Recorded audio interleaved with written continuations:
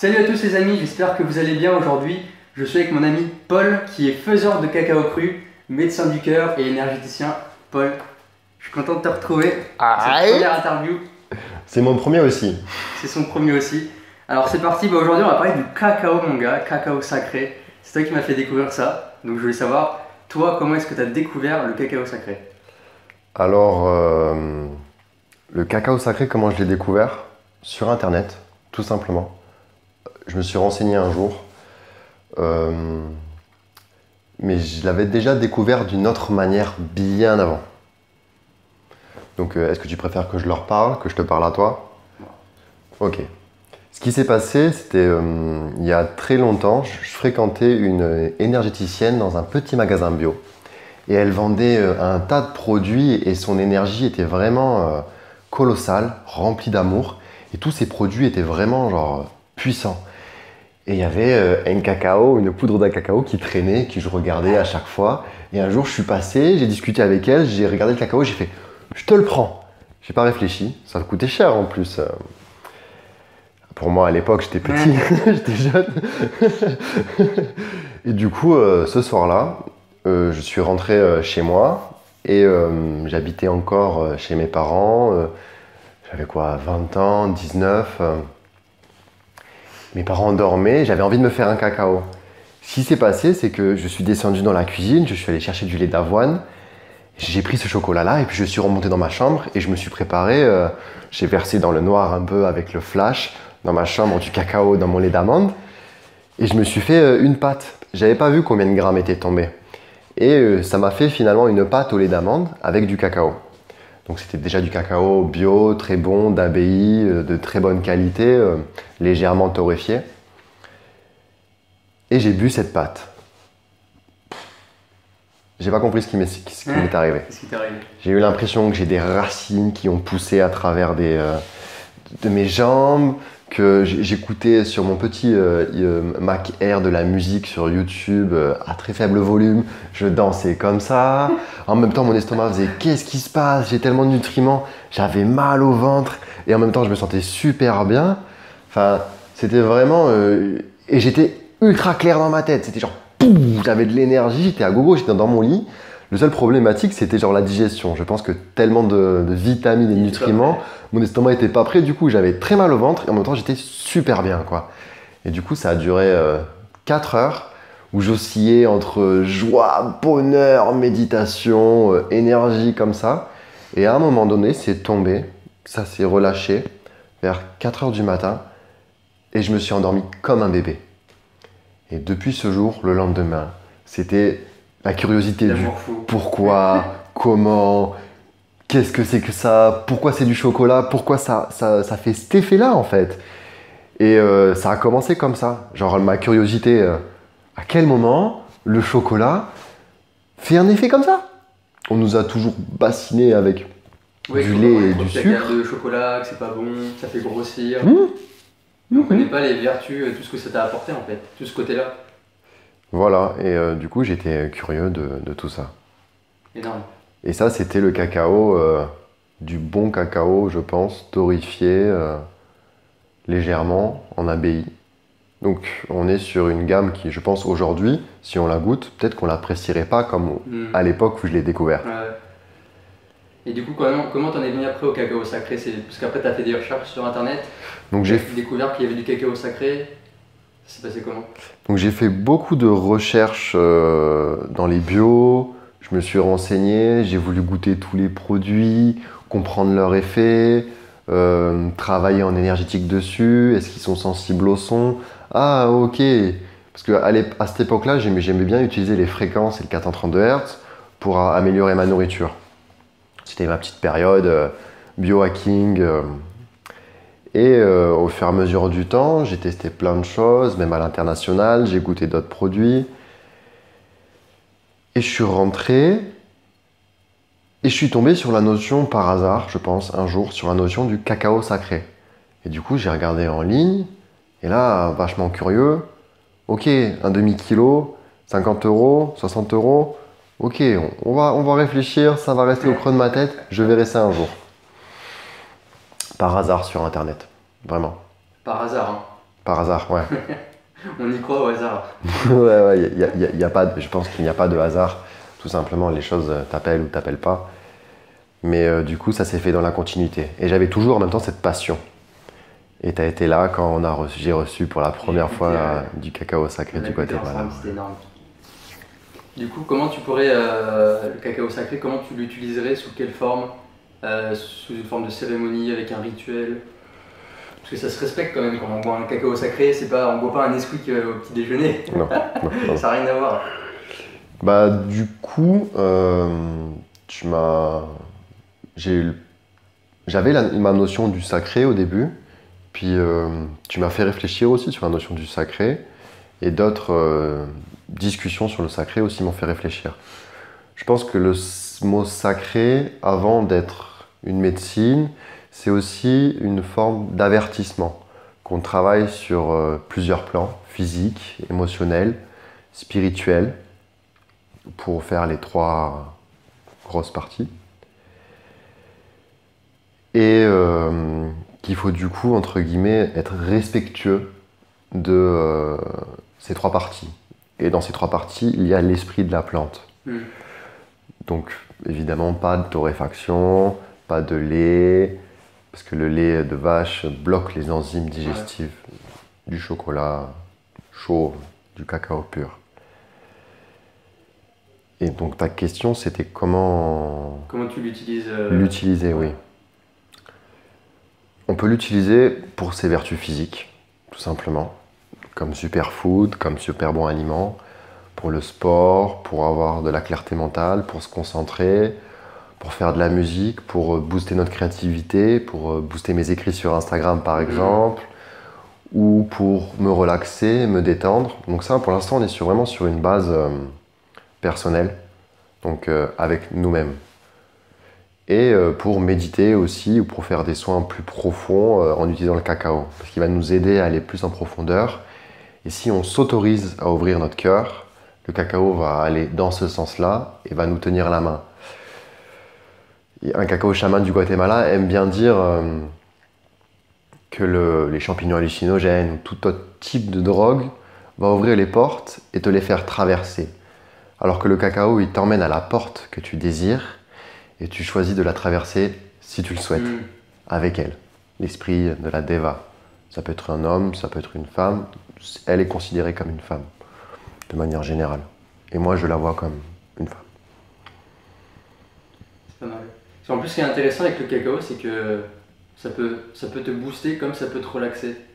C'est ça que j'aime aussi. Du coup, moi, du coup, j'ai goûté le tien, celui que tu fais. Et c'est vrai que ça m'apporte ce que tu dis, la clarté mentale, l'énergie, la force, plus de vigueur, tu vois, dans le corps. Mais aussi ce côté relaxant, quand on se les fait ensemble, où on était bien relax, on rigolait un peu pour rien, parce que t'as la théobromine dedans qui relaxe bien et qui donne un côté un peu euphorique. On en mange beaucoup, donc ouais, c'est cool.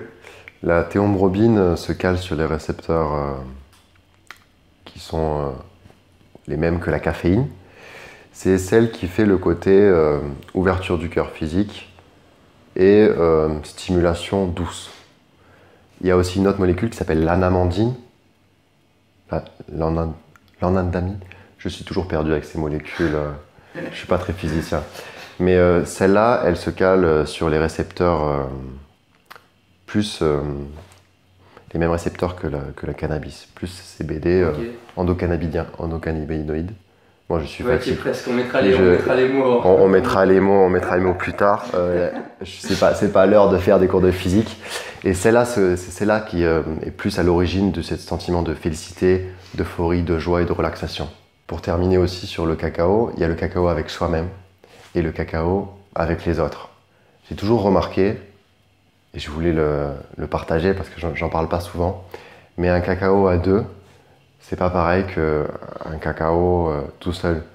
Les discussions qu'on a pu avoir avec le Kate, ou même en couple, c'est vraiment ouvre le cœur et la communication, honnêteté, authenticité, et ça circule, c'est d'une beauté. Waouh! C'est ça qui est intéressant, c'est que ça ouvre le cœur et que quand t'es tout seul, à la limite t'as le cœur ouvert, t'es content. Ouais. Et quand t'es avec les autres, au moins tu peux partager ce que t'as envie de dire et Et ouais, je vois ce que tu veux dire. Et de toute façon, on a eu vraiment des bonnes discussions quand on avait quand on avait tous les deux le cœur ouvert, c'était magique. Ah là là, il m'a posé la question, qu'est-ce que tu ferais avec 1 million d'euros? Non, je te disais. Si. C'était ça? T'as 1 million d'euros. Ouais. Qu'est-ce que tu fais? Qu'est-ce que tu fais? Moi, au jour d'aujourd'hui, je les coffre. Tu les coffres? Ouais. Et je me laisse mûrir l'idée pour construire en douceur. Voilà. C'est énorme. Plus en mode, on garde un temps, tu vois, que l'excitation de vouloir racheter des choses Ça, c'est vrai. disparaisse et que finalement tu te dis, ah, j'aimerais ça, mais vraiment plus, tu vois, où j'en ai besoin pour telle chose et du coup, construire et pas répondre à un besoin immédiat.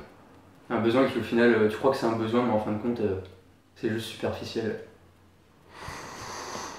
Ça dépend. Ça, tu le sauras après. Tu sais jamais. Tu sais jamais. Tu sais jamais. Donc, C'est une fois que tu as acheté ta bagnole à 200 000 euros que tu te dis, bon, en fait. Voilà. Et du coup, ouais, je veux savoir qui c'est qui peut en. Est-ce que tout le monde peut en consommer? Il n'y a pas d'âge? Ouais, Tout le monde? Hmm. Donc c'est parti, tout le monde. tout le monde. J'ai eu une conversation hier avec une future cliente peut-être qui m'expliquait que sa fille, depuis qu'elle est petite, donc là elle a 8 ans aujourd'hui, elle consomme du 100%, du chocolat noir ultra puissant depuis qu'elle est petite, et que là elle a 8 ans, elle est déjà passée au cru, et qu'elle veut que du cru, du pur. Ah ouais. Connecté, bien comme il faut. Mais le plus important, je pense que c'est, oui, le cacao, tout le monde peut en manger. À des doses différentes, c'est sûr. On ne peut pas tous consommer 50 grammes de pur chocolat d'un seul coup. Mais on peut commencer avec 10 grammes, ou 25 grammes, ou 5 grammes, selon comment on est appelé. Ouais. Tout simplement. Ah, c'est ressenti. Voilà, c'est ça aussi qui est magique, c'est que une dose recommandée pour quelqu'un ne sera pas la même dose recommandée pour quelqu'un d'autre. Ouais. En fin de compte, on peut pas vraiment recommander, c'est plus à toi de chercher ta dose. C'est ça. En général, je donne des moyennes pour que les gens aient une idée des paliers. 10 grammes, c'est très physique, mais ça peut être émotionnel si 10 grammes, c'est suffisant. Après, 20 grammes, ça commence à altérer l'esprit d'une certaine manière, ou plutôt, pas l'altérer, plutôt l'affecter et le booster.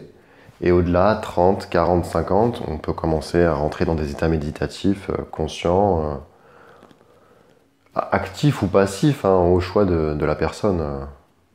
Je suis déjà allé bosser il y a plusieurs années. Non, je suis déjà allé bosser, ouais. Je suis déjà allé bosser à Puricard en prenant du chocolat pur, pas depuis chez Puricard, mais il fallait que je travaille et du coup, je me suis réveillé à coups de patte. Énorme.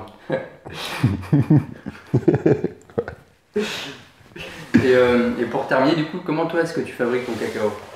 Parce que je sais que tu mets du cœur, tu mets de l'énergie. Comment tu t'y prends?